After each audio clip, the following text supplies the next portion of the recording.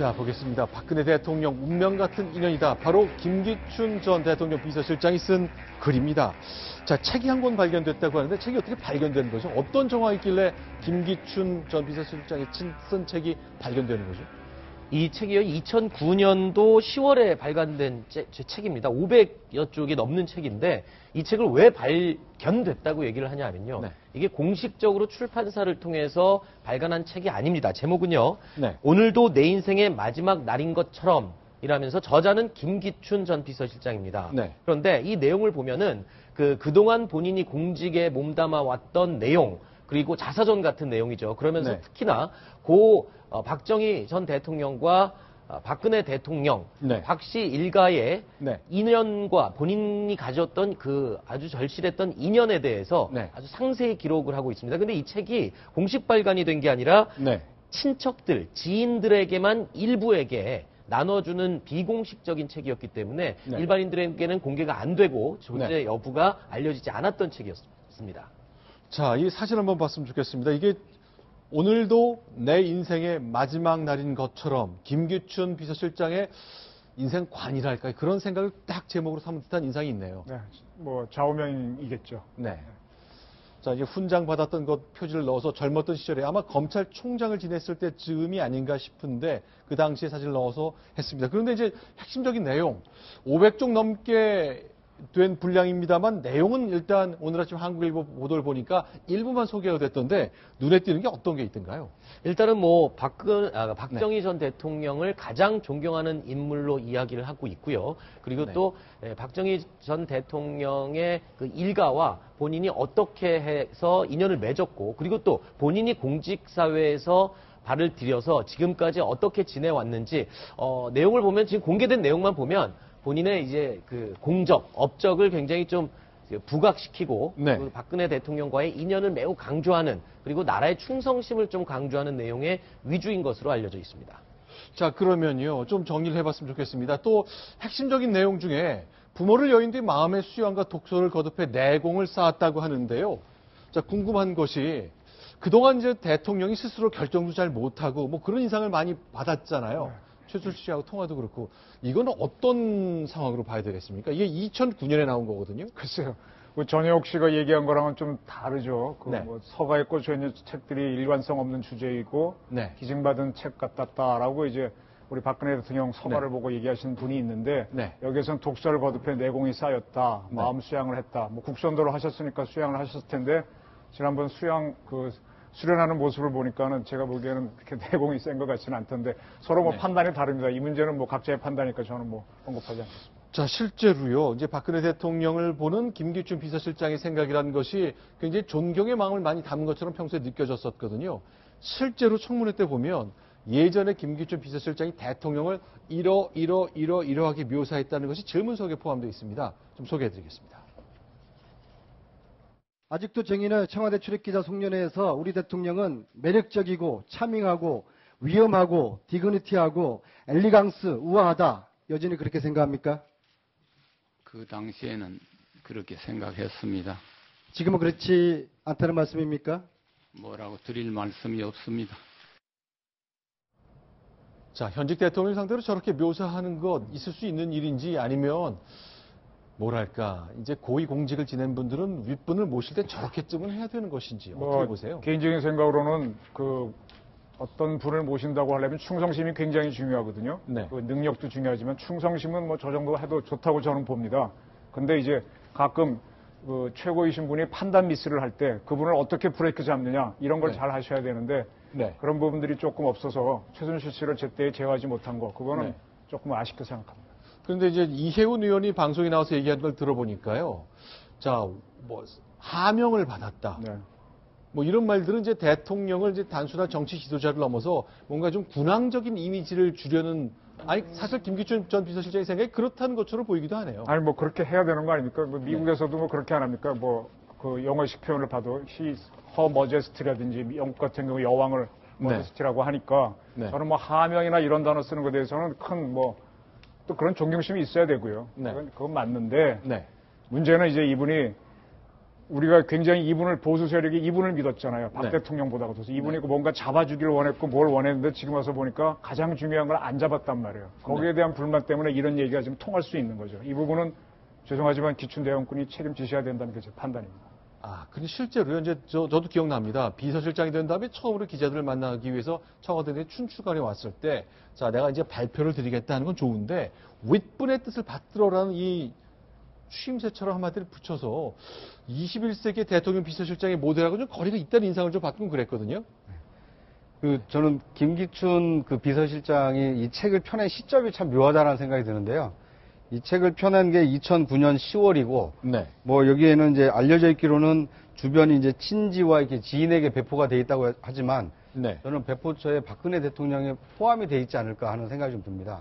네. 왜냐하면 이 김기춘 그 비서실장은 법사위원장을 지내거나 동료 국회의원으로 있을 때에도 네. 당시 그 한나라당 대표였던 이 박근혜 대통령에 대해서 굉장히 깍듯하게 모셨습니다. 그렇죠. 그러니까 제가 직접 한번 그 박 대통령하고 김기춘 실장하고 네. 이 관광버스를 타고 평창을 한번 간 일이 있는데요. 강원도 평창 취재차 같이 한번 네, 가셨어요? 2007년인데요. 네. 당시는 이제 그 한나라당 그 대선 후보 경선을 앞두고 있었고요. 네. 또 이제 당시에 평창에서 수해가 나가지고 수해 현장을 방문하면서 네. 이제 경선을 해야 되니까 강원도 이제 민심도 좀 이렇게 그 네. 탐방할 그 즈음에서 네. 국회의원 대표단으로 이제 갔었는데요. 네.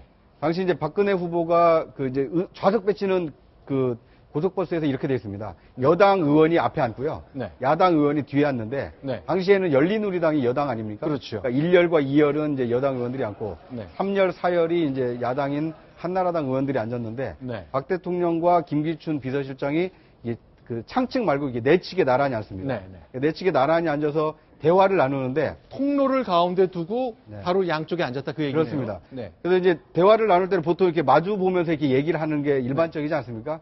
근데 제가 이제 뒷자리에 앉아서 이렇게 목격했던 것은 네. 박 대통령은 이제 고개만 돌려서 얘기를 하는데 네. 김기춘 실장은 약간 어깨를 낮춰서 네. 이렇게 윗분에게 보고하듯이 이렇게 그 대화를 하더라고요. 네. 그러니까 저는 이제 그런 장면을 이렇게 보면서 야, 이 물론 뭐 당 대표이기 때문에 저렇게 깍듯하게 모실 수도 있지만 저것은 몸에 배지 않으면 네. 하기 어려운 일이 아닌가 하는 생각을 했던 기억이 납니다. 그렇죠. 이제 결국 윗분 모시는 방법. 이제 사실은 이제 뭐 꼭 정부에 있지 않더라도 또 기업도 그렇고 뭐 학교 교무실도 마찬가지인데요. 윗사람을 과연 어떻게 대하느냐. 네. 어떤 사람도 윗사람 잘 대해가지고 잘 나간단 잘 말이죠. 나가죠. 저는 김기춘 선생님을 장관 끝나고 그 네. 유명한 부산 복국집 사건 이후에 네. 한번 뵌 적이 있었는데 댁에 가서 네. 몸에 배신 같아요. 옛날에 그 김정년 비서실장도 그러셨는데 네. 그분도 이렇게 손을 마주하고 앉아서 꼼짝도 안 하면서 저 일개 네. 젊은 기자인데 네. 빈틈없이 얘기하시는데 이분도 그때 뵈니까 연세가 많은 저도 굉장히 젊었을 때인데 네. 빈틈없이 얘기하시고 이렇게 자신을 낮추고 하는 건데 아마 유교적 소양 때문에 저는 그럴 수 있다고 봅니다. 그걸 다른 분들은 뭐 비하해서 뭐 어떻게 뭐 아부하는 거 아니냐고 네. 보는데 제 느낌으로는 유교적 소양이고 이분이 또 굉장히 유식하신 분입니다. 네. 지혜가 많고 해서 그걸로 보이는데 문제는 제 불만을 말한 대로 어떤 최순실 이런 게 들어왔을 때 왜 제어를 안 했느냐 그게 문제라는 거죠. 이분이 뭐 겸손하고 유교적 소양으로 한 거는 왜 시비 걸 필요는 없다 저는 그렇게 봅니다. 근데 왜 그렇다고 보십니까? 그렇게 왜 폼을 제어하지 낮추는 건 못했고 결정적인 순간에 브레이크 역할을 못했고 그게 결국은 이제 저는 지독한 충신은 간신이라고 보는데요. 잠깐만요. 지독한 충신은 간신과 같다. 간신될 수 있죠. 그래서 이렇게 어느 순간에 대통령하고 딱 맞설 수 있는 그런 것들이 필요한데 네. 그다음에 그거를 안 하고 또 어떤 그런 게 문제라는 거죠. 그러니까 네. 지독한 충신이 되지 말고 어느 순간에 멈춰야 되는데 네. 계백처럼 뭐 하지 말라 이런 얘기를 해야 되는데 그 말을 왜 못하셨느냐. 우리가 네. 그때 기춘대원군, 기춘부원군 뭐 부르면서 굉장히 이분을 보수 세력이 믿었단 말이에요. 네. 왜 못하셨냐. 제 질문들 왜 못하냐 드리고 싶어요. 네. 청문회에서 난 그 질문이 나왔으면 좋겠어요. 왜 하명이니 뭐니 이런 걸로 사람 비난하듯이 하지 말고 네. 왜 그때 당신이 못하셨느냐. 국가 총책임자인데 어떤 네. 면에서. 자, 그런데 이 그래프를 저희가 좀 만들어 봤거든요. 네. 책 내용을 보면 자신의 삶이 쭉 나와 있는데, 그렇죠. 뭐, 60년대부터 70년대 거치면서 박정희 대통령과 박근혜 대통령과의 일가, 운명적인 만남이라고 말하고 있는데, 사실 부침도 있었단 말이죠. 네, 지금도 아주 큰 부침이죠. 네. 여기 60년에 사법고시 합격인데 이때 이분은 연세가 많아서 사법고시가 아니고요. 고등고시 사법과입니다. 그렇죠. 63년부터 이제 했습니다. 이때 사법시험이니까 네. 그래서 이때는 아주 고등고시 때는 서울대 법대를 나와도 몇 명 못 붙을 때거든요. 그러니까 최고의 엘리트였죠. 네. 그다음에 이제 그게 2년이 돼가지고 정규산학회 장학금을 받는 대학원, 서울대 대학원생으로 처음 들어가셨고, 그다음에 해군 법무관을 하셨고, 굉장히 젊은 나이에 39년생이시죠. 네. 72년도면 몇 살입니까? 30대 막 초반이죠. 그런가요? 그때 40인가요? 40인가요? 30대. 아, 30대 맞죠? 계산이 안 되네요. 네, 그래서 이때 박 대통령을 만나서 유신헌법에 대한 거를 하게 됩니다. 이때 박정희 대통령이 굉장히 재밌는 게 이분을 중앙정보부 대공수사국장을 했고요. 사법시험 1기인 이광계 씨를 네. 서울지방경찰청장에 해당되는 서울시 경무국장이었죠. 그렇죠. 그걸 했죠. 굉장히 30대 사람들, 물론 이광계 씨는 그 부친이 박 대통령하고 인연이 있습니다. 군대에서. 그렇게 해서 젊은 엘리트를 썼는데 이 대공수사국장을 할 때 유명한 문세영 사건이 일어납니다. 제가 그때 이걸 취재하려고 이제 이분을 가서 만났었는데 네. 그때 이제 이분들은 39년생이니까 일본말을 굉장히 잘하십니다. 네. 그래서 그 문세광이 처음에 왔을 때는 일본 여권을 갖고 있었고 네. 일체 말을 안 하니까 그 자기가 이제 수사국장으로서 가서 그때 일본에서 굉장히 유명했던 소설이 자칼. 그 자칼의 날, 자카르노 키라고 일본 근데 일본 말로 막 물으니까 하고 반응을 하면서 네가 자칼이냐라고 하니까 그때서야 대화가 되면서 그다음에 문세광이 하는 유명한 얘기가 그거죠. 바깥이 어떻습니까? 바깥이 어떻습니까? 네, 뭐냐? 자기가 박 대통령을 쐈는데 네. 바깥에서 자기는 이제 쉽게 말하면 운동권 학생으로 보시면 돼요. 이때는 대한민국의 운동권은 없고 일본에 있는 그 우리 청년이라든지 또는 저 민단계 사람들이 민주화를 요구할 때거든요. 그 위에 민초학년이 이때 생기게 되는 거니까 네. 이렇게 하면 한국에서 민주 세력들이 혁명을 일으킬 줄 알았죠. 네. 김재규랑 같은 생각입니다. 네. 그래서 전혀 없다라고 해서 그때 제 기억으로는 이제 김기춘 국장께서 이 친구를 데리고 바깥에 한번 나가서 보니까 조용하니까 라고 하면서 내가 판단 미스를 했구나 하면서 비로소 쭉 이야기해서 네. 오사카의 어느 경찰서에서 총을 훔쳐갖고 왔고 그걸 분해갖고 들어왔고 어떻게 했고 엑스레이 어떻게 통과했고 네. 그걸 쭉 얘기하면서 이제 문세영 사건을 밝혀서 이제 큰 굉장히 유명해지고 이제 뜨는 거죠. 근데 이제 전두환 정부 시절에 이제 한직 근무를 하면서 이제 인생의 큰 부침을 겪는데 결국 전두환 전 대통령이 유신과 박정희 정부 그 사람들을 보는 시각하고 좀 관련이 된 겁니까? 그렇다고 저도 보겠습니다. 이때는 하여간 뭐 청와대 법률비서관 했으니까 이때 인적 청산을 전두환 씨가 하잖아요. 네. 그래서 전두환도 어떻게 보면은 박정희 수제자입니다. 굉장히 악기 있는 사람인데 박 대통령이 잘못한 거를 전두환 씨가 굉장히 비판합니다. 그래서 그 우리 국방계에서의 문제점이라든지 이런 것을 마구 치는데 그때 날아간 사람 중에 박정희 2인자인 JP도 날아가지 않습니까? 그렇죠. 그래서 이분도 이렇게 됐다가 그 다음에 이제 다시 노태우 정부 때 네. 검찰총장을 거쳐서 장관이 되는 장관을 거죠. 하는 거죠. 근데 그때 아주 재미있는 사건이 있는데요. 네. 88년에 검찰총장, 87년에 우리나라 사건 역사상 가장 유명한 사건이 일어나는데 네. 87년도 기억하세요? 저기 우리 6월 사태 데모 많이 하고 할 네, 때 여름에 저는 기억하는데 오대양 사건이 일어납니다. 있었습니다.